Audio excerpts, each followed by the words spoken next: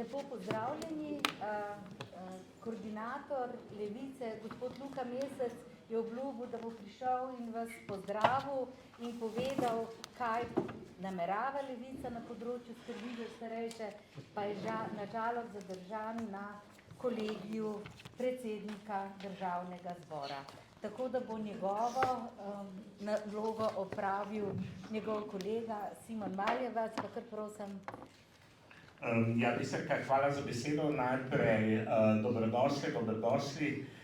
Zelo sem vesel, da imamo danes ta dogodek, ki je konec koncev prvi v seriji več dogodkov na temo starejših, pravic starejših, življenja v Sloveniji. Res bi se hotel zahvaliti vsem trem eminentnim gostom, da ste se udeležili današnjega dogodka. Mislim, da imamo zelo super omizje za dobro razpravo in tako da gremo pogledati, kje bomo, do katere točke danes prišli. Verjamem, da si bomo na koncu zastavili tudi določene cilje. Naš namen je organizirati tovrstne dogodke, kot je današnji, predvsem s tem namenom. Torej, in dialoga, in izjasnitve, in izkristalizacije katerih točk in na katerih programskih točkah je treba še dodatno delati. Sam sem v zadnjih 4 letih, oziroma 3,5 bil minister za solidarno prihodnost in lahko rečem, da z temo starizma in izključevanja starejših sem se zelo pogostokrat srečeval.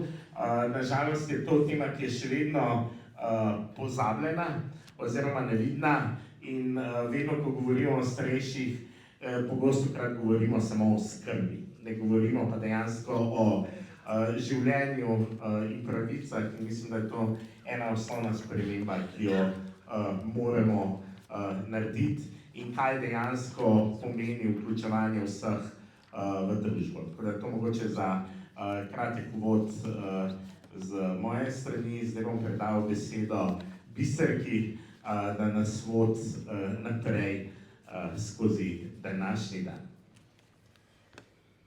Hvala lepa, gospod Maljevac. Jaz bom čist malo govorila zato, ker imamo res tako eminentne udeležence te okrogle mize, da še enkrat najlepša hvala vsem za udeležbo, poklon vsem, ki vsak na svojem področju ste že veliko storili za starejše in mi pričakujemo, da boste še več. Da pa ne bo izgledalo, da o starizmu in skrbi za starejše, kar se tiče človekovih pravic, ni bilo nič narejeno, pa morda uvodoma samo nekaj besed. Na Ministrstvu za solidarno prihodnost so pripravljali posvet in sodelovali z ekipo, odlično ekipo, ki jo vodi veleposlanica Anita Pipan v Ženevi pri Svetu za človekove pravice v okviru OZN.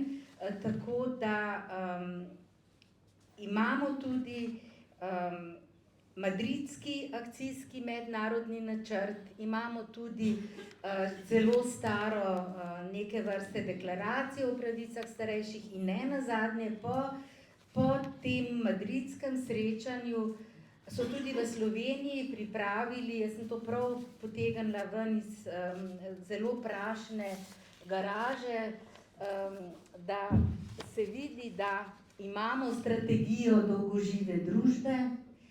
Nažalost se je pa zaustavilo pri akcijskem načrtu, zaustavilo se je pri rokih, pri nosilcih, tako da je tukaj res veliko stvari za postoriti.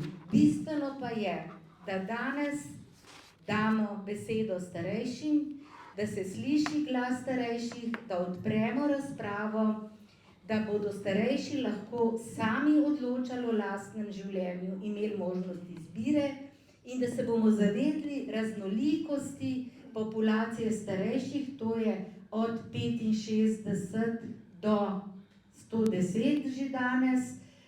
In ta populacija je tako zelo raznolika, da ne moremo jo dajati pod en imenovalec, kajti Veliko je zelo aktivnih na različnih področjih, veliko je aktivnih državljanov, kar lahko samo pozdravimo in vsi si moramo prizadevati za dostojno življenje vseh, od rojstva do smrti, kot večkrat pove tudi cenjeni dr. Pirtošek.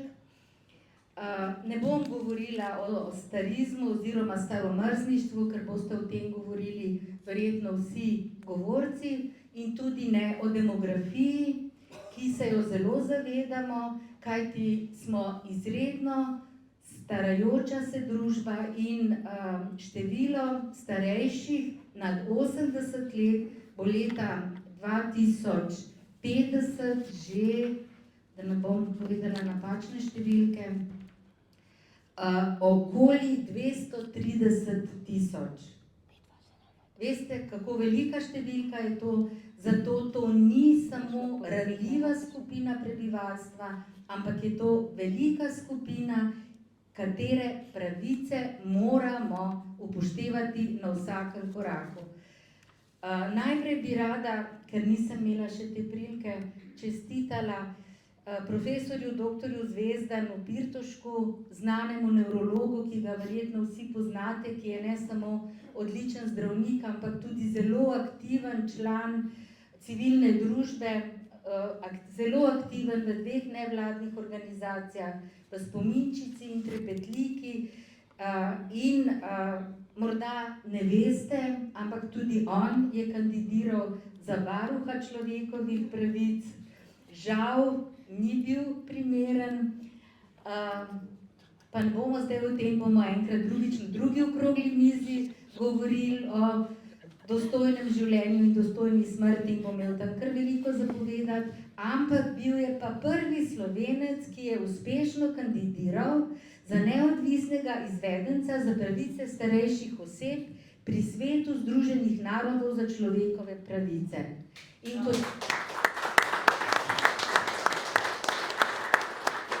kot prvi Slovenec je bil na kar nekaj zagovorih, zelo se je pripravljal, preštudiral vse naprej nazaj, tako da je izjemen strokovnjak za pravice starejših in njegove naloge vključujejo spremljanje stanja pravic starejših, pripravo priporočil in poročil za države članice. Jaz sem vsem sogovornikom v tej okrogli mizi vnaprej poslala nekaj izhodišč in jih prosila, da pripravijo svoje videnje in vsak ima 8 minut časa. Verjetno ne bomo tako zelo strogi, kot so danes v našem parlamentu in jim bomo pustili tudi kaj več, ker verjamem, da bodo njihova izlaganja v narekovaju zelo zanimiva. Pa začnimo kar z dr. Pirtoškom, izvolite. Jaz mislim, da tole so... To samo snemajo in to nič prijema. Razumem, ja. Gospod Medel, najprej bi se vam rad lepo zahvalil. Tlele gor morate govoriti. Najprej bi se vam rad najlepše zahvalil, da sem lahko danes z vami. Zelo si želim, da bi v tej svoji vlogi, ki mi je prineslo življenje, pravzaprav se v slovenskem prostoru srečal z širokim spektrom skupin ljudi. Zelo si želim, da bi me povabili v svojo sredino, kot ste me danes prvi vi, in vam ideološko blizu in tudi tisti ljudje ali pa skupine, ki so ideološko morda na drugih straneh. Ampak res hvala, da ste mi dali to priložnost.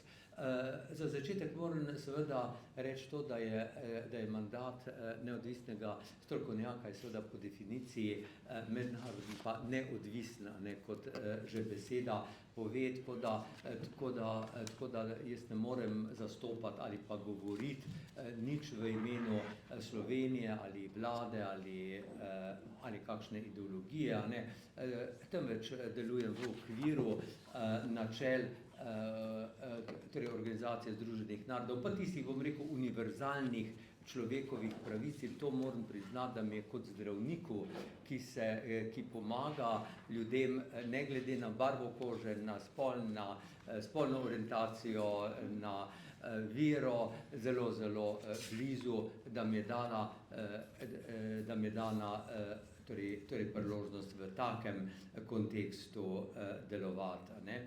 No, moram povedati, seveda, da kljub tej neodvisnosti pa vsak ekspert pravzaprav prihaja ne iz nepopisanega, iz praznega prostora, ampak iz prostora, ki ga je oblikovalo. Jaz pač prihajam tu v veliki meri kot zdravnik in pa seveda tudi kot odsev neke, bom rekel, srednje evropske, pa ne mislim to v politično-ideološkem pomenu, nekega evropskega humanizma v tem smislu, da morda za razliko od zelo pragmatičnega anglosaksonskega, ki je v veliki meri usmerjen pravzaprav na zakone, na neko pragmatičnost ali po drugi strani ne pa ta srednje evropski prostor vedno imel tudi neko razumevanje za krhkost človeka, za ranljivost človeka, za to in družb tudi. Ne. To je prostor, kjer je bilo veliko vojn, veliko tudi trpljenja in države so nastajale in izginevale in se mi zdi, da morda vendarle nosim ta posebno občutek tudi za človekovo ali pa za ranljivost narodov. No, tako da sem zelo hvaležen, da mi je bilo to dano, a ne, da imam pravzaprav en tak zelo jaz, če se mogoče lahko zdaj pa navežem na to, kako vidim a ne, svoje delovanje. V veliki meri ga seveda vidim v enem okviru tega, da bi se diskurs o starejših premaknil iz področja ljudi, ki potrebujejo oskrbo in so nemočni in so krhki, se pravi neka bolj oskrbovalno videnje a ne, nemočnega človeka po 65. letu, da bi vendarle se mi začeli pogovarjati o starejših ljudeh, ki imajo univerzalne človekove pravice. Te pravice so dostikrat razkropljene in raztopljene in velikokrat morda zlasti v anglosaksonskem svetu bomo slišali, se pravzaprav ne potrebujemo kakšne posebne konvencije ali kaj takega, saj imamo dovolj drugih zakonov, pa vendarle, če človek praktično dela z starejšimi ljudmi in jaz res prihajam, bom rekel, iz frontne linije, vam lahko povem, da je to morda v teoriji res, v praksi pa temu ni tako. Ko je človek starejši, potem in še posebej, če je starejši, ob tem pa recimo ima še neko drugo ranljivost, ne, da je morda pripadnik ene manjšine, da je morda tudi invalid, da je morda hudo bolan, ima kronično nevrodegenerativno bolezen, ima parkinsonizem, ima demenco, ima tako in tako spolno identiteto, skratka, je žena, zlasti vdova, mi vemo, da revščina potem zelo, zelo udari prav določene segmente prebivalstva, med njimi recimo tudi starejše žene. Skratka, da tukaj se pa potem začenjajo pojavljati pa neki zelo specifični problemi, ki pa jih dosedanja zakonodaja, dosedanja ureditev ne vidi, a ne, ostanejo nevidni in neizgovorjeni. Ta nevidnost je sicer tudi zelo značilna za starost, a ne. Enkrat, ko človek doseže tisto 65. leto ali pa ko preneha aktivno delati, a ne, potem se nekako potopi in imamo tudi čudovita literarna dela, ki lepo opisujejo to nevidnost, ta vstop v anonimnost, v pozabo, samo zaradi tega, ker recimo dosežeš 65. ali 70. leto. Če si ob tem še recimo bolan ali ranljiv tako ali drugače, potem je ta nevidnost tem bolj izražena. In prav konvencija, ne, se pravi, zakaj se tako torej danes boste slišali dosti to besedo borba za konvencijo. Zakaj za konvencijo? Vidite, skratka, veliko, recimo predvsem kolikor sem zdaj študiral, dosti anglosaksonskih držav, bo rekli, pa ne, vse je to urejeno, ne. Pa vendarle ni. Konvencija prvič bo morala nekako definirati določene besede, recimo, kaj je to starizem, kaj je to ranljivost, kdaj si star. Morala bo recimo povedati to, kar je gospa Meden zelo lepo povedala, in sicer, da starost, veste, najbolj raznolika skupina, ki jo imamo, ki živi tukaj med nami, a ne, na ljubljanskih ulicah in slovenskih hribčkih in dolinah, so starejši. Vi imate, že jaz, če pogledam ze svojega stališča kot zdravnik, jaz lahko imam nekoga, ki je star 68 let in je njegovo telo in duša in razmišljanje in tako naprej 20 let mlajši in hodi in smuča in čita filozofijo in sodeluje recimo pri Levici ali pa pri SDS ali pa skratka je aktiven, a ne, in je skratka, in čutiš njegov optimizem in silno energijo in vse. In potem imate prav tako 68-letnega človeka, ki je že 3 leta v domu za starejše, ki ne ve ne zase, ki gleda pred sebe, ne. Tako da v tej kategoriji je veliko podkategorij in mi se moramo boriti in dokazati, da starost ni ena skupina, kakor so recimo novorojenčki ali pa tudi adolescenti so veliko bolj homogena skupina, ne. Se pravi to. Drugo, morali bomo definirati te termine. In enkrat, ko že ti izrečeš besedo, a veste, s tem že postane neka realnost. S tem se že zaveš, ko so ljudje prvič izrekli besedo, recimo rasizem, ne, se je začela ta snežna kepa valiti in danes nikomur ne pride na misel, vsaj recimo dostojnemu človeku, oprostite, govorim o dostojnih ljudeh, ki jim je veliko za človekove pravice, a ne, da bi rekel, ker ima tamle tisti človek 4 miligrame melanina v koži več, je manj vreden, a ne, ali pa ker ima nekoliko poševne oči, je manj vreden. Jaz mislim, da dostojnim ljudem to danes ne prihaja več na pamet. Tako da treba je tudi izreči, a ne, besedo in povedati, starejši so to in to, ranljivi so na ta in ta način. Skozi te običajne mehanizme za njih ne moremo poskrbeti, ampak moramo postaviti neke mehanizme formalne, recimo zakonodajo, zakone, in to lahko mi pravzaprav države prisilimo na ta način, da naredimo konvencijo.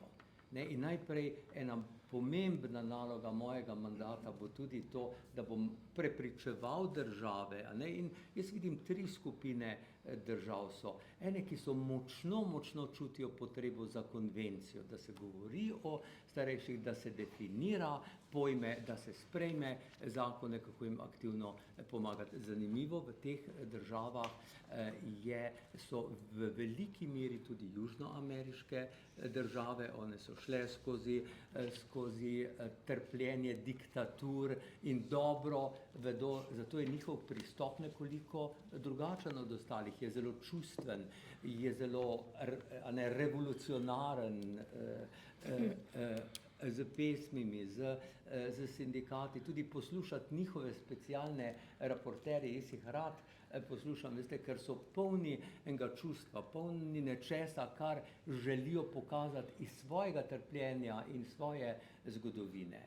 Po drugi strani seveda imamo skeptične države. Med skeptične recimo v veliki meri, kot sem rekel, sodijo anglosaksonske, sodijo tudi nordijske, ker pravijo, da pravzaprav mi že imamo in zakone in vse to, in da je pravzaprav problem bolj implementacije, kot pa to, da bi potrebovali novo konvencijo. In potem imamo največji del, je pa teh v sredini, in Slovenija pravzaprav je bila še pred nekaj časa v sredini, no, ampak v zadnjem času pa jaz moram reči, da se je kar z nekaj akcijami različnih skupin v te zanesljivo sodite, tudi tukaj vi, se pa jaz mislim, da se pa prebija v to skupino recimo naprednih za konvencijo, da se začenjajo zavedati tudi zaradi tega, ker je Slovenija zelo, zelo starajoča družba, hitro starajoča. Veste, mi nismo najstarejša, smo pa, če pa gledate,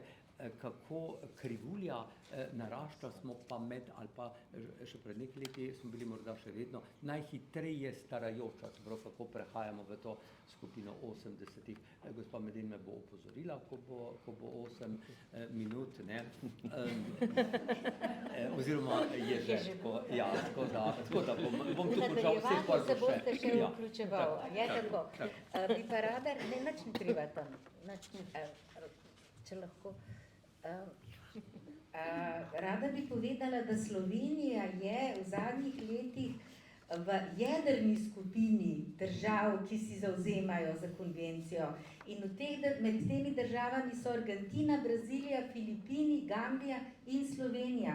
Tako da Slovenija je naredila zelo veliko in jaz upam, da bo tudi v prihodnje skupaj z vsemi vami, nami, nadaljevala to pot, kajti ko so bile sprejete konvencija o otrokovih pravicah in konvencija o pravicah invalidov, kažejo pač prakse, podatki, da se je veliko stvari na področjih tako otrok kot tudi invalidov že uredilo, ker sta konvencije dale podlage, kaj mora biti urejeno v sistemski zakonodaji.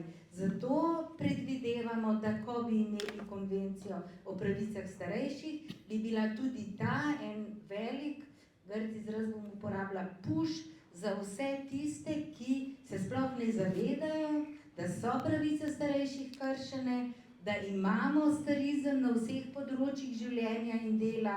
Ne bom zdaj naštevala, kje vse, ampak dejansko je potrebno, da so starejši bolj vidni. Čeprav, če predam besedo naprej, ko je prihajala naša članica Mija, mi je rekla, ni res, da starejši nismo vidni, če ste brali, kaj piše Alenka Sivka, novinarka, ki tudi sodi med starejše, ki je pač imela neko majico oblečeno, ki so jo ocenili, te troli, ali ne vem, kaj ne rečem na Facebooku, za neprimerno, ampak na majici je samo pisalo rojena v Jugoslaviji, kar je dejstvo in kar je res. Bila je pa deležna bila je zelo vidna in potem je napisala, ne reči, da smo starejši nevidni, zelo smo vidni, zelo sem bila vidna.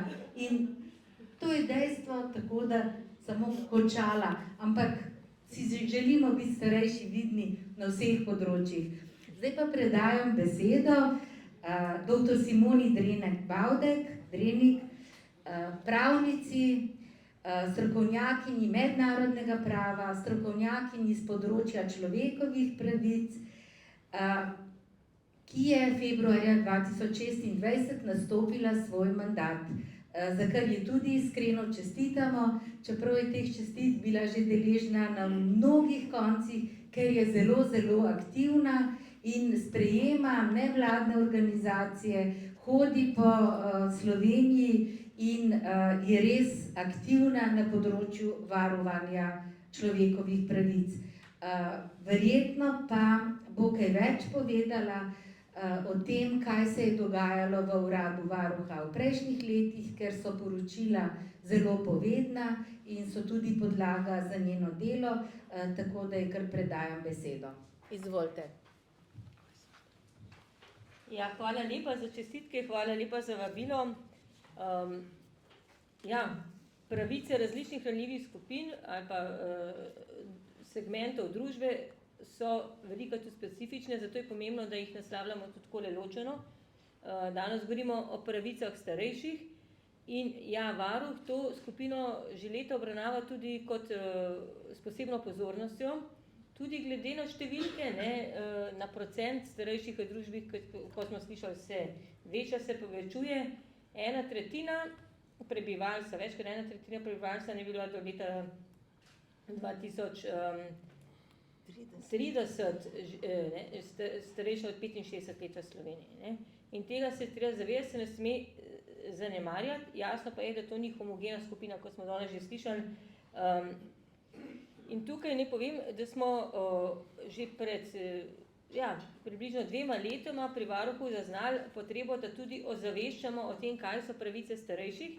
In takrat so s kolegico pripravili eno tako publikacijo, tudi starejši imamo svoje pravice, je tudi dostopna na naši spletni strani in je bila zelo lepo sprejeta, praktično že skoraj jo je zmanjkalo, čeprav je bila v več kot 26,000 izvodih izdana. Kar želim povedati je, da ko govorimo o pravicah starejših, je nujno, da izhajamo iz tega, da ste starejši, da so starejši nosilci pravic. To smo imeli isto zgodbo, ko smo ozaveščali o otrokovih pravicah, tudi otroci niso predmet pravic, ne? Nimamo nekega paternalističnega odnosa do otrok, ko govorimo o otrokovih pravicah, ampak izhajamo, tako kot Konvencija o otrokovih pravicah, o tem, da je posameznik nosilec, rights holder, angliški pravic. In tudi, ko govorimo o starejših, mora to biti izhodišče. Ne kot neka skupina, ki izhajamo samo iz nekih ranljivosti, ampak ki je opolnomočena, da polno živi svoje življenje v družbi. In tukaj jaz velikokrat se pohecam z besedno igro, človekove pravice ne zastarajo, torej starost in odvisnost od drugih, ki slej ko prej lahko pride, ne zmanjšuje obsega pravic posameznikov, ampak izhaja iz človekovega dostojanstva, ki je nedotakljivo in velja za vse posameznike, ne glede na starost, pa tudi katerokoli drugo življenjsko okoliščino. To pomeni, da človekove pravice se z leti ne zmanjšujejo, je pa res, da so določene pravice, ki so specifične in jih je treba nasloviti.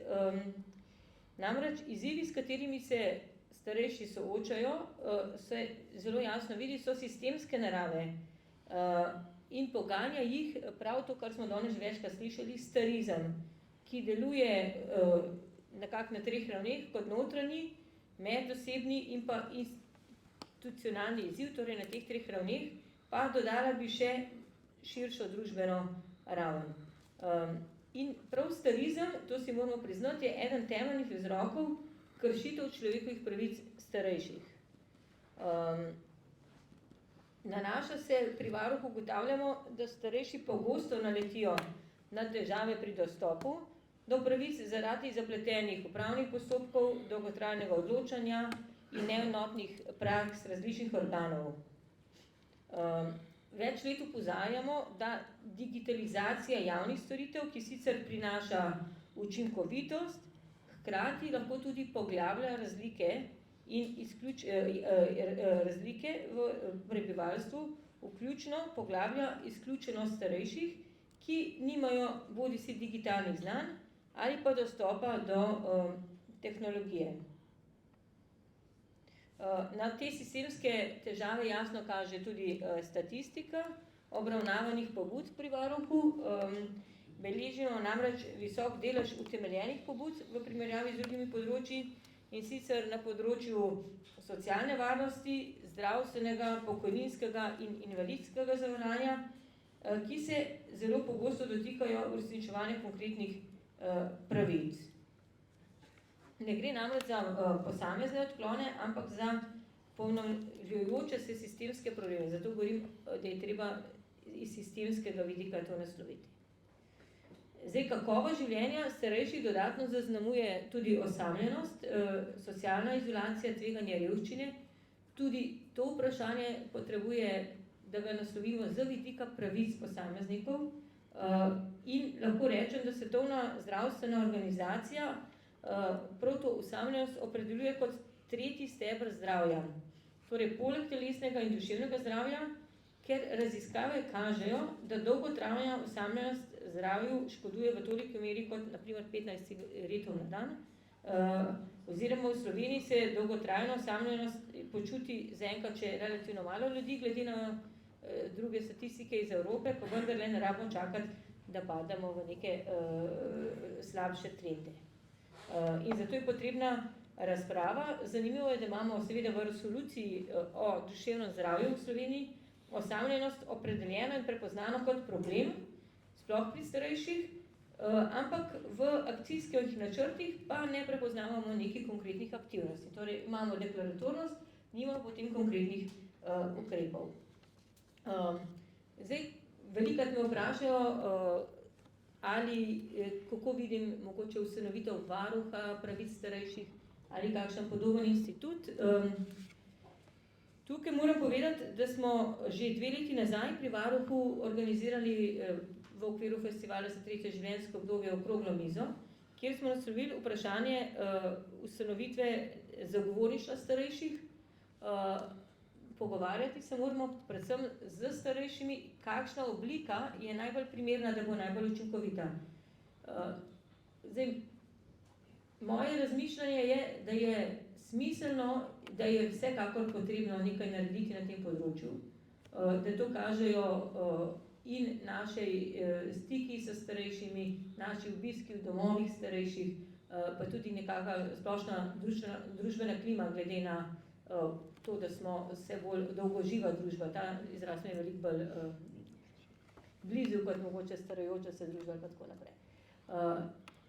In jaz mislim, da bi lahko razmišljali v smer zagovornikov starejših, ki bi podobno morda kot zagovorniki pacientovih pravic, zastopniki pacientovih pravic deloval regionalno, torej bolj dostopno starejšim, necentralizirano, ena oseba v Ljubljani, in kjer bi starejši tudi imeli to lahko večjo dostopnost do teh oseb ali pa osebe, večjo zaupanje in bi bil usmerjen k hitremu reševanju težav. In seveda v nekem sodelovanju z varuhom človekovih pravic, tudi mi letno se dobivamo tudi z zastopniki pacientovih pravic, pri nas deluje zagovorništvo otrokovih pravic. Torej imamo neke modele sodelovanja vzpostavljene, kjer se potem tudi varuh vključi s svojim znanjem izkušnje in z namenom seveda res priti na teren. To se mi zdi zelo pomembno, da nismo vse iz ene točke. Tako da se mi zdi mogoče meni ta pristop nekako bližje, vsekakor pa mislim, da en korak naprej, upam, da čim prej naredimo tudi na tem področju. Zdaj, kot vemo, se starizem nanaša na 3 vidike, to bi želela izpostaviti. Najprej se nanaša na stereotipe, to pomeni, kako mislimo, potem na predsodke, kako čutimo, in pa na diskriminacijo, kako ravnamo v razmerju do druge osebe na podlagi starosti. Ne? Torej, mogoče, kako globoko je zakoreninjen starizem, vidimo v opozorilih Svetovne zdravstvene organizacije, ki navaja, da vsak drugi posameznik ima staristično prepričanje, pa se večina tega sploh ne zaveda. Torej, o tem je res treba več govoriti. Na individualni ravni se starizem kaže v predsodkih, stigmatizaciji, podcenjevanju sposobnosti starejših. Na institucionalni ravni pa se kaže v sistemskih odločitvah, ki starejših ne vključujejo kot aktivnih nosilcev pravic, temveč jih obravnavajo kot pasivne prejemnike pomoči. To je treba zelo biti previden. To tudi pomeni, da se najpogosteje odloča brez njihovega sodelovanja, kar je v nasprotju z osnovnimi načeli človekovih pravic, kot so dostojanstvo, avtonomija in participacija, kjer se posamezne skupine vključuje v proces sprejemanja odločitev.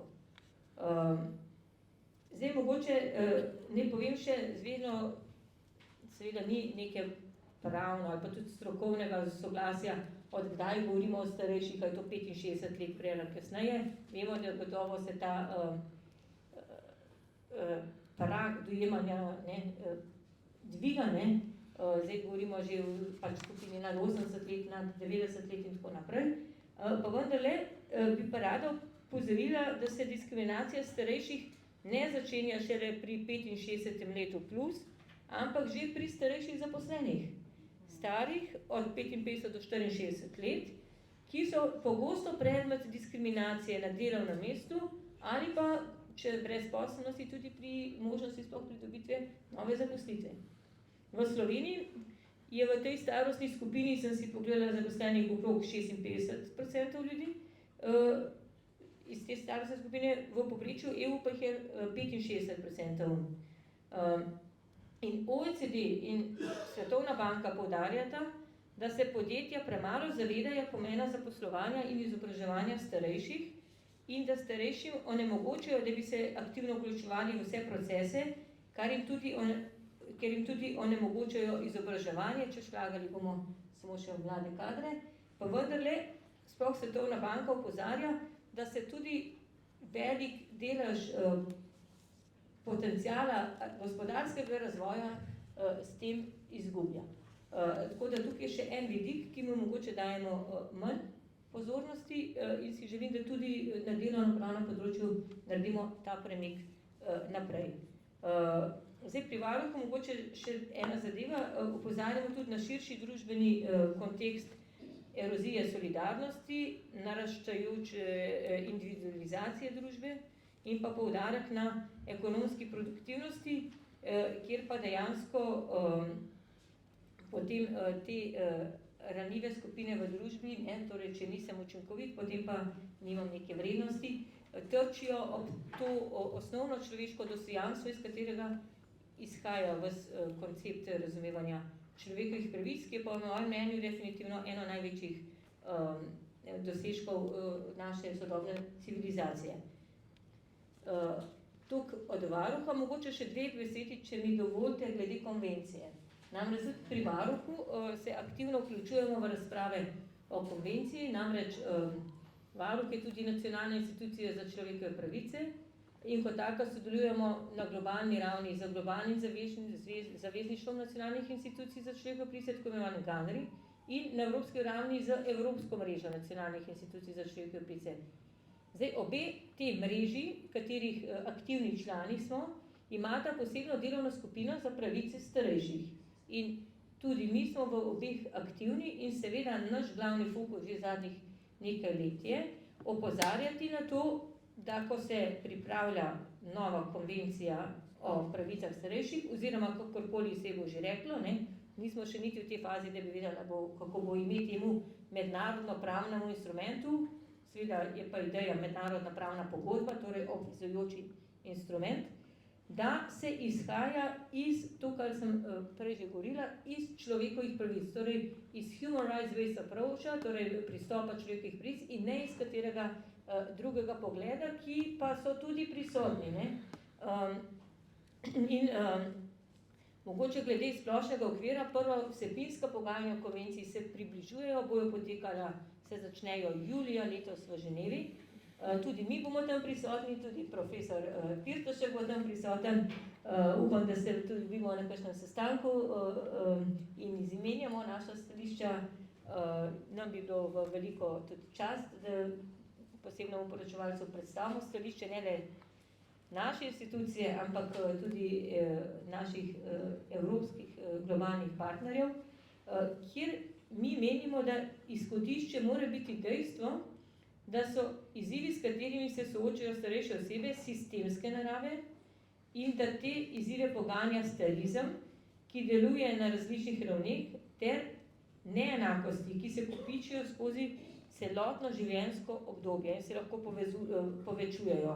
Govorimo tudi o intersekcijskih diskriminacijah, naprimer starejše ženske, starejši invalidi, starejši pripadniki raznih narodnih skupnosti, ki so raznih manjšin, ki so lahko sploh nevidni. Naprimer, koliko ste bili na kakšnem dogodku, kjer bi se govorilo o izzivih starejših Romov? Verjetno ne. Pa še vedeti moramo, ne, tudi potem, če smo zdaj pri starejših krogih, en komentar, da statistike kažejo, da je pričakovana življenjska doba Romov glede na njihove položaje v naši družbi v Sloveniji kar 20 let nižja od preostalega prebivalca. Kar je, seveda, so stvari, torej te intersekcijske diskriminacije, ki so še posebej pereče in jim moramo namenjati več pozornosti. Ne? Potem seveda upoštevanje globalnih demografskih trendov, o tem je bilo že nekaj rečenega. Torej, je pa tako, da starost je treba razumeti kot naraven in univerzalen del človeške izkušnje. Tudi to ni samoumevno in zato mogoče, če zaključim, mi si res želimo, da bi konvencija izhajala iz temeljnih načel, kamor sodijo nediskriminacija, enakost, vključno z enakostjo spolov, spoštovanje dostojanstva, individualne avtonomije in neodvisnosti, polno in enakopravne udeležbe starejših ter vključevanje v družbo ter zagotavljanjem dostopnosti do raznih storitev. Hvala lepa. Najlepša hvala. Najlepša hvala, zdaj se moram kar profesorju Pirtušku opravičiti, da sem njega tako hitro zaustavila, vas mi pa ni uspelo, ampak smo očitno ženske tokrat bolj agresivne, ker ni nič narobe, starejši pa mogoče malo preveč potrpežljivi, ubogljivi in sledimo navodilom. Zdaj bi predala besedo zagovorniku načela enakosti, gospodu Mihu Lobniku, ki pa letos zaključuje svoj mandat. Oddelal je kar 2 mandata, postavil to, kako naj rečem, to pomembno institucijo v naši družbi, ki jo potrebujemo, ker ko sem bila aktivna oziroma sem še v civilni družbi, kadar se nam je zdelo, da so nam kršene pravice, pa smo se najprej obrnili na varuha, pa smo dobili en standarden odgovor, da pač mi delamo na sistemsko, na široko in če pa že kaj hočete, pa natančno obrazac, to, nič, nekdo v imenu drugega. Pri zagovorniku smo bili pa malo bolj slišani, pa zelo hitro slišani, posebej v času covida. To je zagotovo tudi vezano na to, kdo je bil takrat na poziciji pri varuhu, tako da takrat so bile pa dejansko pravice starejših kršene, je šlo za diskriminacijo in je zagovornik tudi odreagiral, za kar se mu posebej zahvaljujem in tudi zdaj v okviru teh zadnjih dogajanj, dolgotrajna oskrba, moram reči, da sta oba kar zelo aktivna, kar kaže na to, da smo starejši malo bolj slišani in to si želimo v prihodnje še bolj. In jaz res upam na tesno sodelovanje s profesor Pirtuškom, kajti nazadnje, ko sva se pogovarjala, je bil kar malo obupan, ker vemo, kaj se dogaja z mednarodnimi organizacijami in z financiranjem le-teh, tako da danes ni čas za to razpravo, ampak bomo morali strniti moči, da bomo vsi skupaj bolj aktivni. Zagovorništvo na način, kot je za otroke, tudi za starejše v okviru varuha, je pa zagotovo prvi korak. Zdaj pa, glede na to, da ste bili kar 10 let, upam, da ne boste najdaljši, ampak da se boste držali, da bo potem več možnosti za vprašanja iz publike, ki jih bo zagotovo veliko. Izvolite, gospod. Mikrofon. Hvala, Biserka, za te prijazne besede na začetku in hvala za povabilo prirediteljem dogodka in vsem ostalim sogovornikom in vam, ki ste tukaj danes na to temo. Bom začel malo drugače, ker ko sem se usedel sem se zazrl skozi okno ob poslušanju teh zanimivih misli in sem ozrl čez avtocesto obvoznico Dom starejših občanov Bežigrad. In ta dom ima zame eno posebno mesto, kajti ves čas, ko sledim tem razpravam, mi misli uhajajo na moje izkušnje. Tako močno, da sem se odločil, da nekaj tega podelim, preden začnem svoj input, ki bo potem krajši. Namreč, ko sem leta 1993 hodil na Bežigrajsko gimnazijo v program takrat mednarodne mature, je bilo zelo nenavadno, da je bila obveznost za dijake tudi eno socialno delo v okviru tega, da si lahko izdelal ta program, ta letnik. Ne. In jaz sem si izbral za socialno delo z enim starejšim gospodom, ki je bil celo življenje vrtnar, potem pa je bival v tem domu. Šola se je povezala z domom in so rekli, tiste, ki bodo to delali tukaj v domu, ljudje so šli na različne konce, pride naj ta dijak v dom. In tako sem jaz leta 1993, kar je zdaj že skoraj 30 ali pa celo več let, kot tak najstnik vstopil v ta dom in spoznal gospoda Šimenca, ki je bil celo življenje vrtnar v znani vrtnariji Šimenc, in je tukaj za sestro preživljal svoja pozna 90. leta. In čeprav pravzaprav ni bilo nikjer jasno, kaj bova midva v teh tedenskih urnih srečanjih počela, ko sem jaz pol leta obiskoval en termin, sva se midva v tem času pogovarjala, on mi je pokazal eno vrsto rastlinjak v tem domu, za katerega je skrbel, pa sem pa jaz presajal tiste rože z njim. Vmes mi je pa pripovedoval o svojem življenju, s časoma je bil, na začetku je bilo malo obema neroden, pa kaj bi zdaj pa vi radi od mene, pa sva postala taka kolega in sem jaz njega obiskoval in sem ogromno stvari izvedel in tako na nek način tudi opazoval, kako poteka življenje v domu, kaj so tiste stvari, ki so dobre, kako je njemu to težko, ker je v življenju bil z naravo, bil vrtnar, in kako rad je šel ven, potem je bil na vozičku, sem ga svozil tukaj po okolici in vse nekako potem, ko je šolsko leto minilo, sem jaz vse še potem na malo redkeje prihajal, tudi ko on slabel in na koncu tudi umrl. Tako da sem imel to srečo, se mi zdi, da sem toliko spoznal, toliko razmišljal o tem, kaj pomeni biti star. Bil pravzaprav včasih šokiran, ko sem obiskal dom. Sem imel občutek, pa kako je to možno, pa kaj pomeni, pa kaj ne.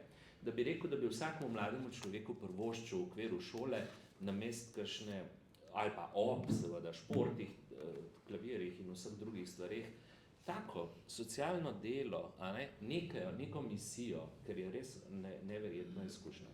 Morda me je tudi to oblikovalo, da sem potem v svoji poklicni poti začel delovati aktivistično, socialno aktivistično in tako pristal pred 10 leti v vlogi tistega, ki gradi institucijo Zagovornik načela enakosti, ki je tak en specializiran organ, malo drugačen od varuha, ki ga že 30 let v Sloveniji poznamo, saj se ukvarja samo z diskriminacijo od človekovih pravic, torej ne enako obravnavo. Nam gre za enako obravnavo v praksi, gre nam za enake pravice na papirju, torej v predpisih, in enake možnosti, da tudi takrat, kadar življenje daje na papirju enake pravice, pa kadar se načeloma ljudi enako obravnava, pa nimajo vsi enakih možnosti, po teh kategorijah naprej, starost, spol, rasa ali pa mešanica, kot sta kolega, pa ne bom nič ponavljal, že lepo orisala. In k nam lahko ljudje pridejo zaradi vseh treh stvari. Torej, dogaja se mi to in to, najverjetneje, ker sem starejši od te starosti, ker sem temnopolt, ker sem to. In mi svetujemo ljudem, potem pa tudi, seveda, počasih imamo ta mandat, da ugotavljamo, ali je to, kar se je zgodilo, v nasprotju z zakonom ali ne.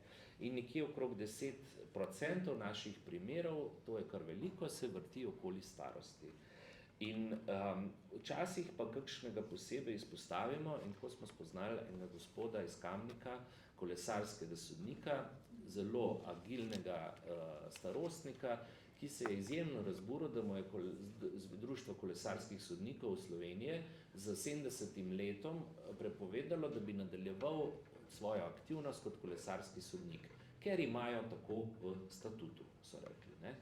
In je prijavil to k nam in smo mi to obravnavali in smo ugotovili, da pravzaprav kar tako arbitrarno zapisana starost, zdaj pa pri 70 pa nisi več za rabo, je v bistvu diskriminatorna. Namreč, ni bilo nobenih takih pogojev za opravljanje tega dela, kjer bi njemu ta menjava številke v starosti kaj tako bistvenega odvzela, da ne more več dobro tega opravljati. Tudi jaz sem še najprej pomislil, ja, to boste kolo z njimi, ne, on se vozi v avtu ali na motorju, oni upravljajo svoje delo tako, da to ni, da je tako hiter kot Pogačar, ne, pa bi rekel, če bi bilo kaj tazga, so namreč tiste znane izjeme od varstva pred diskriminacijo. Če ponazorim, če je treba za gasilca, da leze po lestvi, potem je upravičeno, da seveda nekdo z invalidnostjo ne more postati gasilec. Lahko pa je v telefonskem centru odličen telefonist, sprejema klice, usmerja vozila, kamor je treba priti. No, nič od teh izjem tukaj ni bilo v igri. Bilo je tisto trdo, naše društvo ima statut, pa še mednarodno društvo ima tak statut, ker pol je pa že kar cel svet tako mislil. In smo na tem primeru videli to logiko, logiko, ker smo mi tako rekli, ker smo mi na nekem občnem zboru, tako kot če bi mi danes dvignili roko in rekli, tlele je pa meja. No, in smo potem mi njega zastopali na sodišču, kjer smo tožili to društvo po zakonu o varstvu pred diskriminacijo in zagovornik ima tako mandat, da lahko take primere izbere in tako dela. In potem smo, kljub temu, da so se te kolesarska društva pritožila, tudi na višjem zmagali za njega. In so oni morali plačati neko celo odškodnino, mislim, da okrog 2000 evrov zaradi tega, ker morali so napisati v časopise, da so diskriminirali in on je to potem, ne vem, so se dogovorili, da delo opravlja naprej in tako, ampak je to trajalo več let, ker so oni uporabljali pravna sredstva. Na srečo je bil pa on tako motiviran, da je rekel, to jaz ne delam sam zase, to jaz delam iz principa, ker vem, zakaj gre za princip, da ko si toliko star, pa kar nisi več. Tako da v bistvu nas smo potem tudi o tem veliko govorili v medijih in to je ena od stvari, ki jih naprimer institucija Zagovornik dela tudi na področju starosti in je bila v tem smislu uspešna.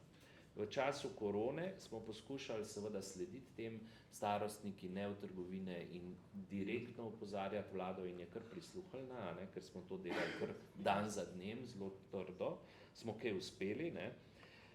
Potem smo pa se soočali z enim problemom, ker so pa zdravniki ostali lepo nedosegljivi. Vedno več lepih čakalnic v Ljubljani in zdaj pa vsak mora to poklicati, telefon pa zvoni v prazno. In tudi takrat so nam vsem pri Zagovorniku bile v pomoč naši starši, starejši, ker so pa sami, ti veš, se sam kličeš 3/4 ure, pa znaš tukaj ponavljati klic na telefonu, ja kako bo nekdo prišel, In to, kar smo iz pripovedovanja slišali, smo se odločili raziskati in sem jaz takrat predlagal eno zelo nekonvencionalni pristop. Bomo se usedli na telefone, se jih imamo 5 v pisarni in so me sodelavci s sociologi, pravniki tako gledali, zdaj se mu je pa zares odpeljala. Klicali bomo 3 dni po celi Sloveniji in naredili statistiko. Štoparca, tako, in pol, ko so te številke ven prišle, da v 40% praktično čakaš več kot 1 uro. Takrat smo pol to nesli na Pop TV, so to pokazali in se je začel premikati pol. Ministrstvo, morate dvigovati telefone, take stvari. Tako da včasih je treba biti tudi zelo inventiven, kako pokazati, kaj se dogaja pri diskriminaciji, pa kako ta sistem špikant, če rečem po domače, tako, da se kaj začne premikati. In to, da lahko bolan človek, to smo ponavljali 1 leto, lahko pride v ordinacijo, ker to je bilo zdaj samo ta elektronka, zvem, ali pa vsak svoj portal, pa vsakič pozabiš, takrat imaš pa vročino, jaz ga ne znam odpreti. Kako ga bo nekdo, ki je še starejši, ali težko vidi, ali pa nima tako pametnega telefona. Tako da tukaj smo opozarjali, da naprej, da gre, kdo misli na ljudi. In v tem smislu seveda včasih tudi zdaj v sistema, kateri sektori, posod se to dogaja. Dogaja se pa iz ene, jaz mislim, temeljne neobčutljivosti, ki jo moramo razširiti. A ne? Ker mi pravno že lahko zagrabimo vsem pa te primere, ampak kot rečem, za vse osebne okoliščine družbo ne bomo spremenili, če bomo zdaj za vsakim letel, ki bo čez rdečo luč pelil.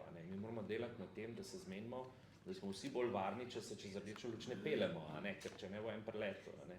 Zdaj seveda je fajn, da kdo to naredi, pa ga ujamejo, ampak od tega ne bomo spremenili. Torej dvigovanje zavesti, kar pomeni sodelovanje, sodelovanje vseh sfer, večanje občutljivosti, tudi umetniških, izraznih, ker kar družba ne razume, tega ne spreminja. Kar ne prešteje, tega ne zna nasloviti. Pa še ko vse prešteje, pa vse razume, pa se sprašuješ, kaj pa zdaj, zakaj pa zdaj glavo v pesek. Tako da mislim, da moramo imeti ta elan in da so taka srečanja zelo pomembna, da ne pozabimo, kaj vse je ob tem, kar bomo slišali tudi od vas. In jaz na tej točki, ali sem v redu, Biserka? Zelo v redu. Hvala. Se ustavim.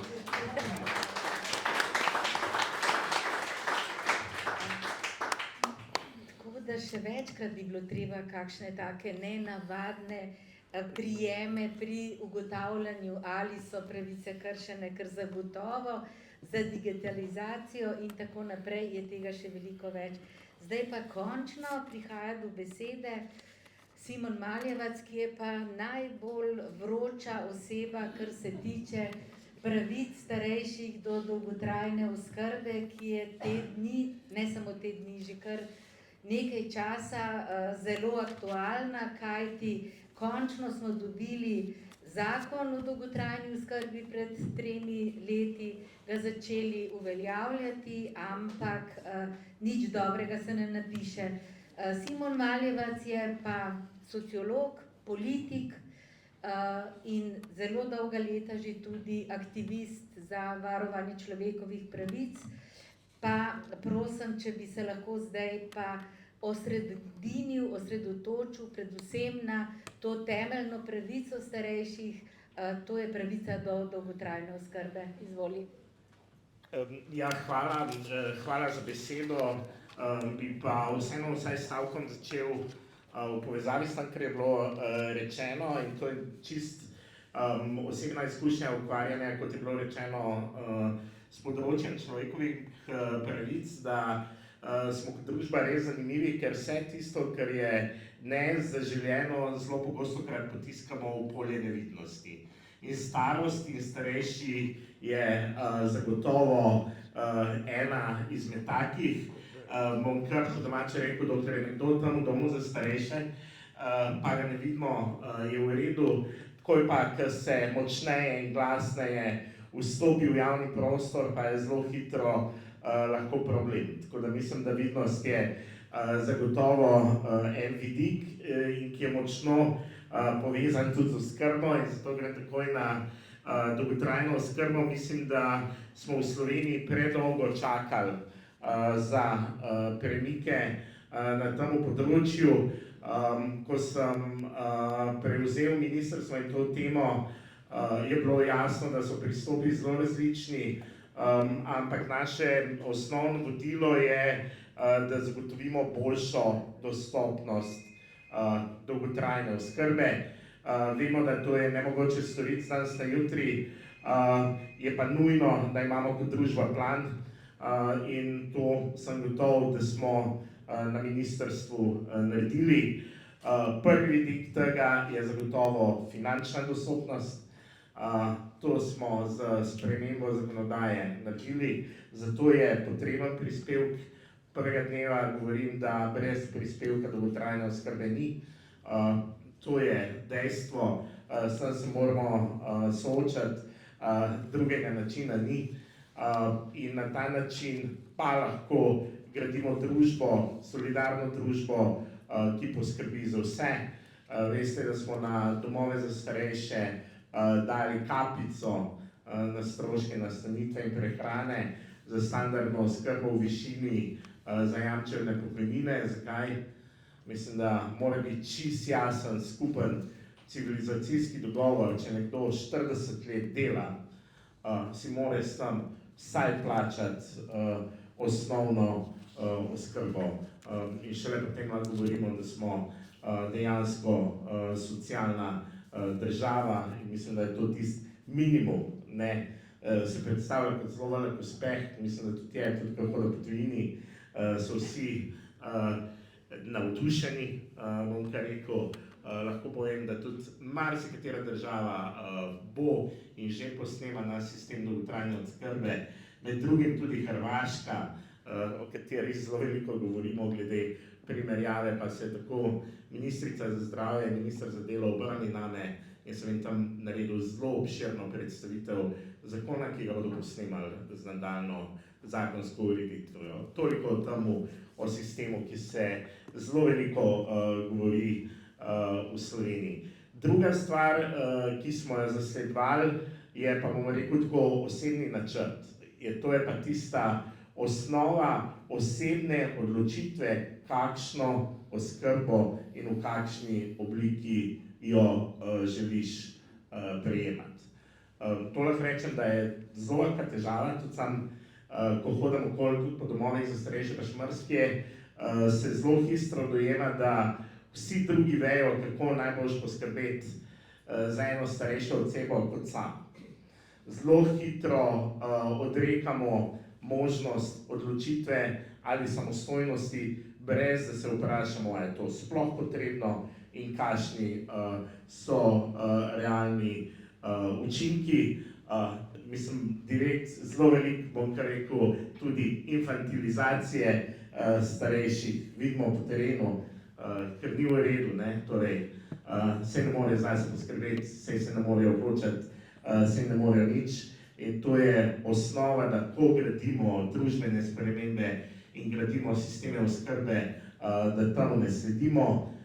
In ravno na ta način je zgrajen tudi sistem dolgotrajne oskrbe, torej vsak posameznik ob vstopu v sistem, ob določitvi, koliko dolgotrajne oskrbe mu pripada, sklene osebni načrt, torej na kakšen način bo to dolgotrajno oskrbo tudi koristil. Ta trenutek je v sistem vključenih že čez 30 000 oseb. Osnovno vodilo gradnje sistema je bilo tudi zgraditi sistem, ostati čim dlje doma, oziroma da ima vsak zopet možnost odločitve. Tu so veliki izzivi, si ne delam utvar, da bo uspešno delujoč sistem po celi Sloveniji izvajanja dolgotrajne oskrbe na domu potrajalo še nekaj časa, so pa dnevni premiki, tudi dnevno zelo naraščajo številke, koliko oseb je vključenih. To ZZZS in ostali akterji redno poročajo tudi Inštitutu Republike Slovenije za socialno varstvo, tako da vsak teden, ko dobim številke na mizo, sem vesel, ker se vidi, da se sistem zelo hitro razvija. Morate vedeti, da v tem času smo dobili samo na tem področju čez 200 izvajalcev dolgotrajne oskrbe. Torej, v zelo kratkem času so bili narejeni veliki premiki, ki pa seveda terjajo še določene korake naprej. Vsak korak, ki naredimo naprej, pa dva, vidimo kakšno točko, ki jo potrebno izboljšati, ki jo potrebno popraviti.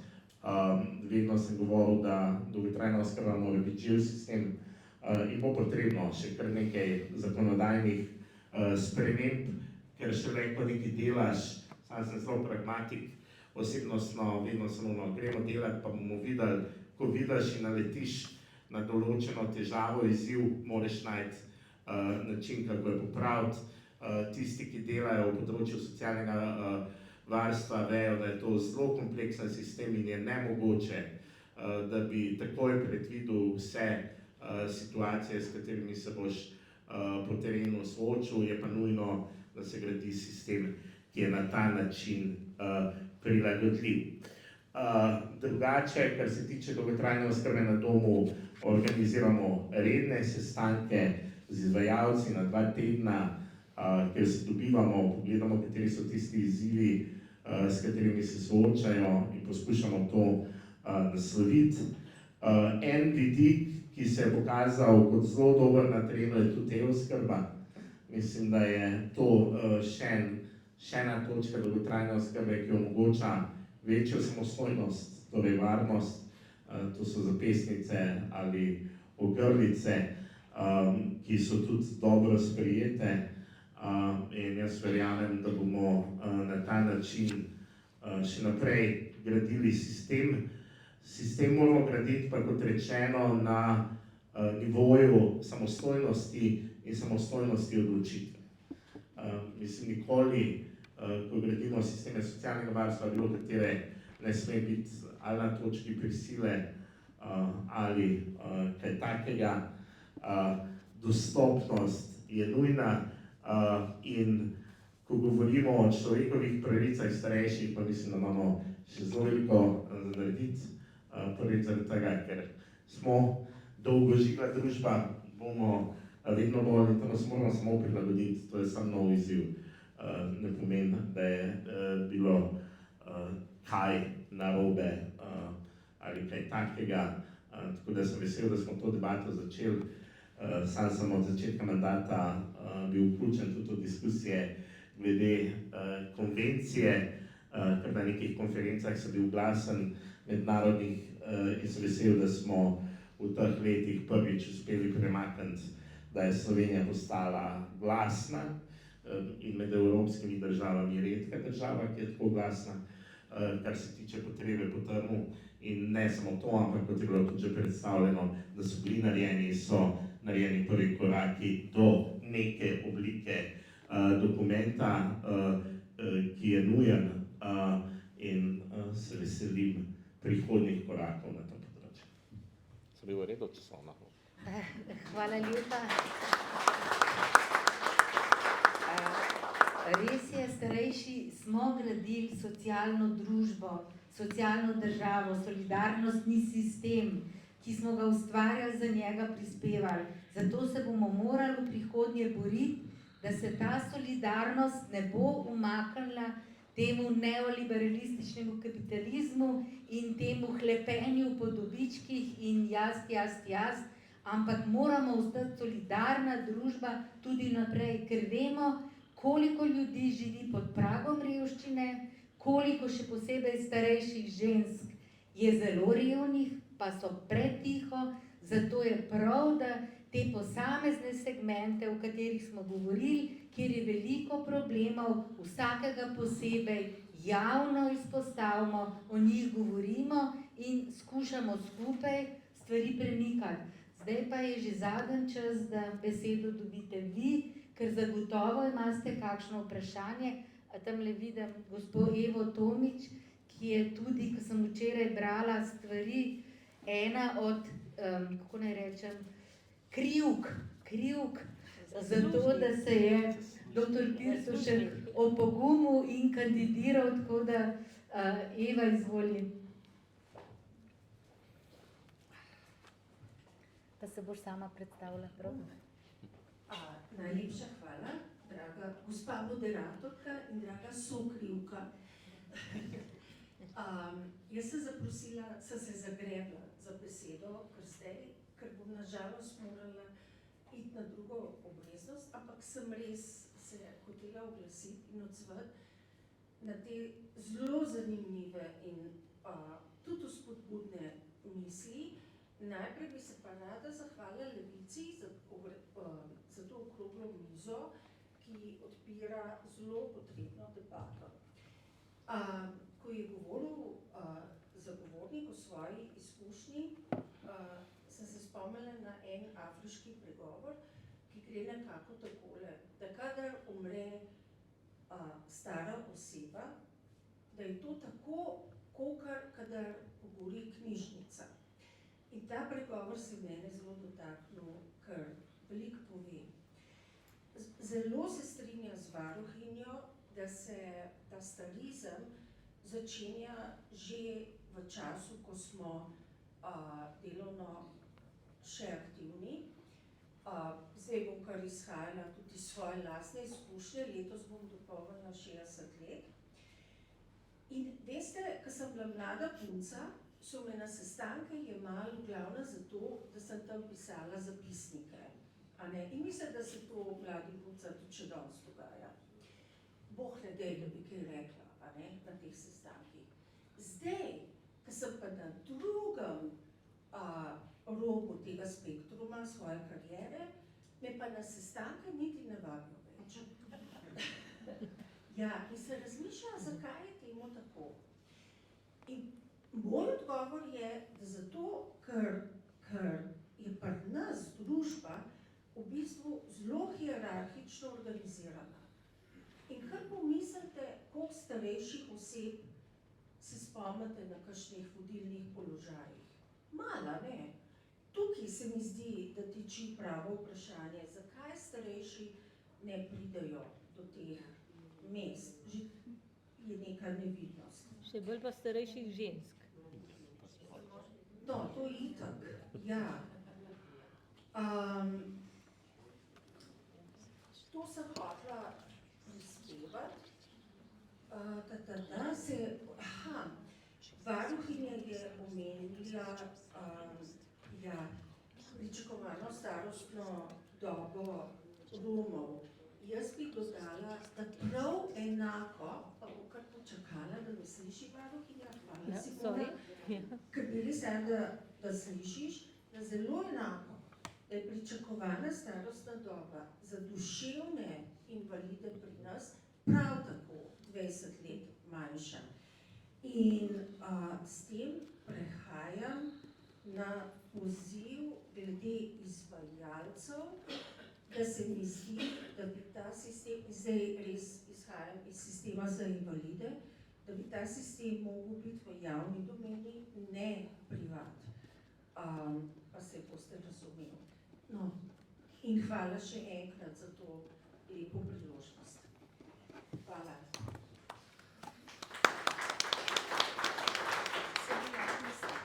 Hvala lepa. Eva Tomič je strokovnjakinja tudi za človekove pravice, veleposlanica, bila je svetovalka predsednice republike, tako da je zelo aktivna na vseh področjih. Zdaj ste pa vi tisti, ki ste dvignil roko, pa vas prosim, če se boste pa sam predstavil in povedal, kar želite. Izvolite. Najprej bi se lepo pozdravil, sem Ivan Goričan, prihajam pa iz lokalnega odbora Ptuj. Drugače pa sem iz ene majhne vasice Tomaž pri Ormožu, če kdo pozna. Ne, pa mi je to zelo lepo, kar ste rekli, pa tisti 1% zelo podpiram, samo imam pa druge stvari. Recimo, dokler ne bo Sloveniji naredil po območju Kavenštarska, Prekmurska, pa tako naprej, do tedaj ne moremo Sloveniji nič premakniti. Ker glejte, že kot sama stranka, kajkoli ima, če hočeš, da kaj veš, kaj se dogaja, moraš v Ljubljano. Iz Ljubljane pa nikoli ni nobenega naše kraje. In napram temi v drugih stran pa vsi pridejo. Tu je že ena težava. Pa jaz mislim, če bi bilo to po regijah,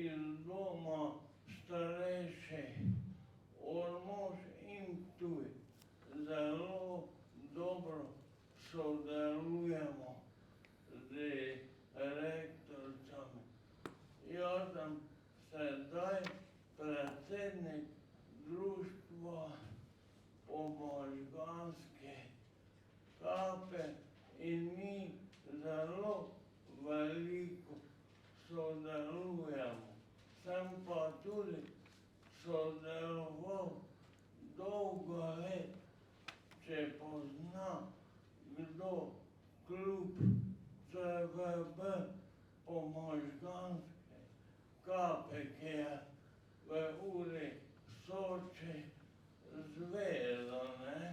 Tam sem deloval na evropski ravni in sem videl, s kakimi problemi se invalide ukvarjajo, pretežno stari. Recimo na podeželju so stari ljudje, jaz vem, ki mi pridemo po njih, pa jih peljemo, pa se hudo radi udeležujejo. Česa samo toliko, ko grejo malo v družbo in z vasi mladi se selijo v Ljubljano, stari ostanejo doma in kaj bo stari človek. To ti ljudje, ko so zdaj ostane doma, to niso ljudje iz sodobnega cajta. To so ljudje, ko so še težko se preživljali mlade leta in niso tako razgledane. In ja vidim, pripada ga enostavno prevoz do zdravnika. On ne upa reči za potne prevozne nalog, on kliče, kaj vem, sina, hčer, nekoga pač kliče, da ga on pelje. Veste pa, kak je danes cajt, da smo sina tempirali. In to je hudo težko. Jaz bi rekel, da bi se zelo želel prek našega društva, tako gospodne recimo, ali pa tale, se opravičujem, ker slabo pomnim, nisem imel zapomnil. Recimo, da bi malo vasi, majhne kraje obiskali. Če je gledal snoči, kdo tarča. V eni vasi so še samo 3 stari ljudje. In kaj naj ti naredijo? Imajo pa tam en veliki dom starejših, na pol narejene, ko bi ga dokončala država, pa bi pripomogla, da bi tiste kraje spet zaživele, pa še turizem bi lahko tisti kraj zaživel, ko je taka lepa narava. Tam zdaj pa so samo 3 stari ljudje, ti bodo pomrli, pa ne bo več nikoga. Že tako imamo nekaj čez 50 krajev neposeljenih v vsi Sloveniji. In ja mislim, da bi prvo mogli narediti, recimo, Prekmurje, Štajerska, pa to, ker ta centralizacija je prehuda. Toliko bi samo rekel, dok tega ne bomo naredili, je nemogoče nič narediti. Hvala. Hvala vam. Zgolj ste nam omenili problem, Ja. da je potrebno priti k ljudem. V Levici smo že dogovorjeni, Iva bo to potrdila, da bomo hodili po regijah in dajali informacije, ozaveščali kaj ljudem pripada, katere pravice in jim tudi svetovali in pomagali, da ne bo tako veliko problemov z prevozi in podobne stvari, ki zelo tarejo. Pa tudi ta digitalizacija, ki jo niso vsi vešči in zmožni in potem so prikrajšani. Na Ptuju so nam naredili na železniški postaji oni avtomat za karte, te pa še ne to ura drže. Recimo, ja pridem do tja, ja ne sežem do avtomata. Gospod, obljubim, da pridemo v Ormož, prav? In se bomo tam vse pogovorili. Zmenjeno. V Ormožu, jaz sem Sveten Tomaž. No, Tomaž Primož. koliko daleč je pa do Ormoža iz Svetega Tomaža? 10 kilometrov. No, bomo to razdaljo premagali. Tako da, nažalost, imamo zelo malo časa, ker so tole dvorano smo rezervirali samo do 14, ker imajo vsi druge obveznosti. Ravno kar mi je dr. Pirštošek povedal, kdaj mora biti na Brdu, kjer ima neko strokovno zadolžitev, in potem je rekel, če boš ti tukaj ostala, bo mene nekdo peljal, ja ne, me ne bo mogel, ker je z motorjem.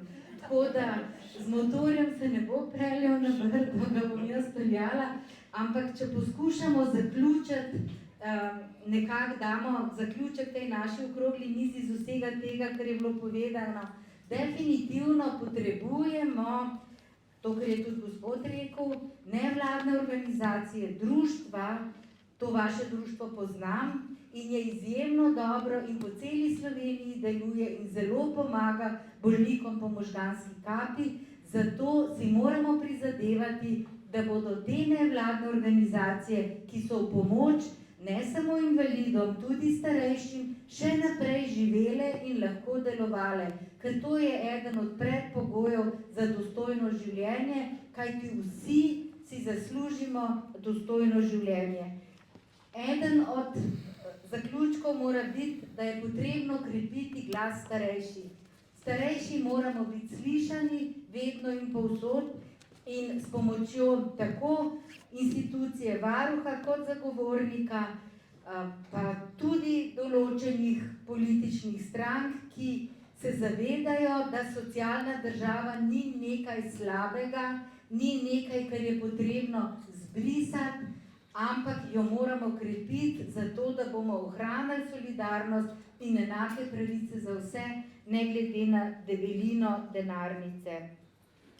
Kar je pa zapisal dr. Pirštošek, če dovolite, da preberem, starejši niso breme sistema, ampak nosilci pravic, življenjske zgodovine in človeškega dostojanstva. In to mora biti v ospredju vseh naših prizadevanj. Pa še nekaj, nič nismo govorili o izpoštljivem jeziku, ki ne nazadnje tudi sama pri sebi opažam, kolikokrat uporabljam neprimerne izraze in spodbujam s tem starizem, čeprav sem tudi sama starejša oseba. Tako da tudi tukaj pa Festival za tretje življenjsko obdobje zelo goji to razpravo o tem, o spoštljivem naslavljanju in o spoštljivem govoru, ki ga je vedno premalo. In tudi o etiki, kajti ne nazadnje tudi etike posameznih poklicev morajo imeti v svojih postulatih tudi starejše, ne samo spol, raso in tako naprej, ampak tudi starost. Zavezati se moramo, da bomo pomagali našemu neodvisnemu izvedencu za pravice starejših, da bo lahko upravljal svojo vlogo in da bo Slovenija še naprej skupaj z vsemi nosilka konvencije o pravicah starejših. Kar pa sem prebrala pri vseh, je pa zakaj stvari ne delujejo dobro tudi na področju dolgotrajne oskrbe. Zaradi premajhnega sodelovanja med socialo, zdravstvom in vsemi drugimi resorji, tudi izobraževanjem in ne nazadnje financami.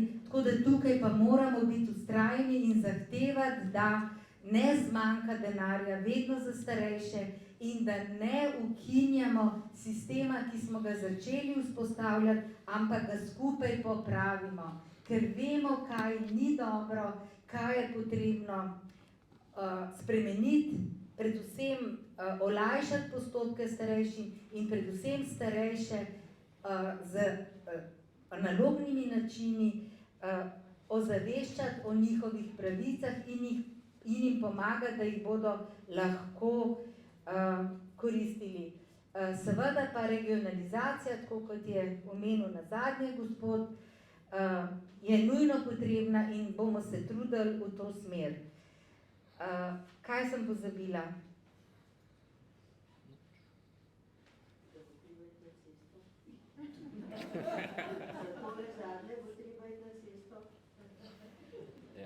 Moramo biti aktivni, moramo biti glasni in oglašati se moramo venomer, ne glede na to, koliko smo stari.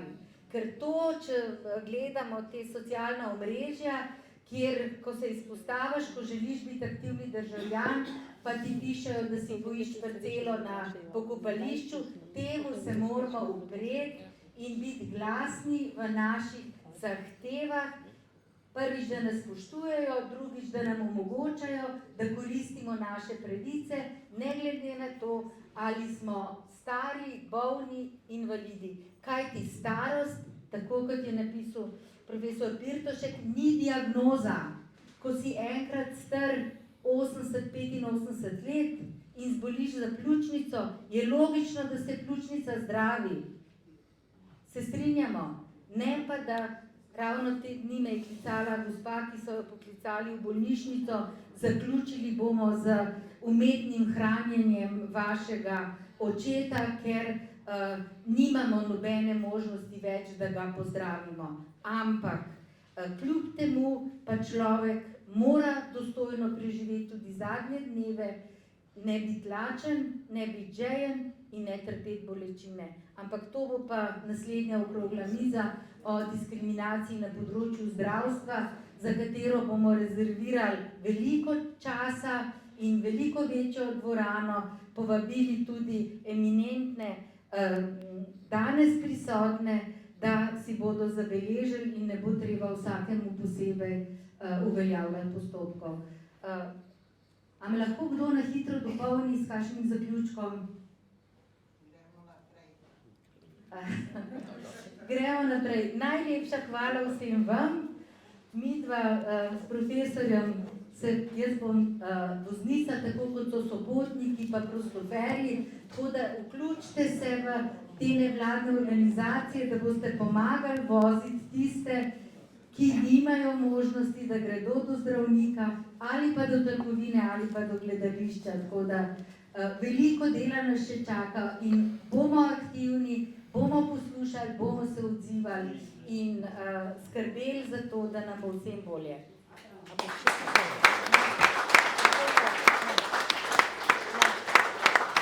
Hvala lepa vsem in en lep vikend vam želim. Nasvidenje.